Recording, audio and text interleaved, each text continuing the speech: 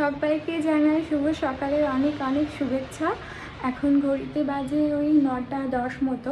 এখন আমি একটু শরীর চর্চা করছিলাম, ওই জন্য একটু হালকা ঘেমে আছি। তো এখন আমি যাব স্নানে, তো তারপরে কথা হচ্ছে তোমাদের সাথে। আর রান্না বান্নাও করতে হবে, স্বামী অফিস আছে, আজকে যাবে বলেছে।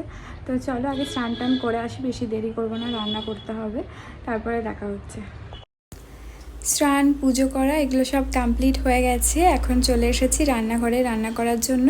আজকে একটু পটল আলু ডিম দিয়ে ঝোল বানাবো, সেই জন্য পটলটাকে কেটে রেখেছি। আর ওদিকে কিন্তু প্রেশার কুকারে আমি আলু আর ডিমটা সেদ্ধ করতে দিয়ে দিয়েছি, ভাতটাও বসিয়ে দিয়েছি। আর একটু ঢ্যাঁড়স ভাজা করব আর করলা আলু সেদ্ধ করব। একটু মুগের ডাল কালকের আছে, মুগের না বিউলির ডাল আছে কালকের।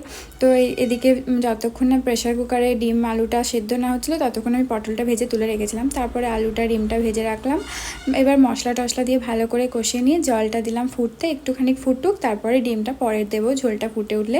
এদিকে আমার জন্য একটু ডিম পাউরুটি বানাচ্ছিলাম ব্রেকফাস্টে। শানি তো ব্রেকফাস্ট করবে না, একটু চা বিস্কুটই খেয়েছে শুধু।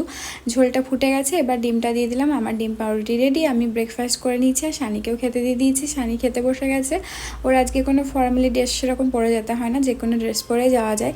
তো এখন অফিস চলে গেল। আমার কিছু কাজ টাজ আছে টুকটাক, সেগুলো সারবো। আমি লাঞ্চ একটু দেরিতে করবো, কারণ ব্রেকফাস্ট করলাম সবে। তো চলো, টাটা, দেখা হবে।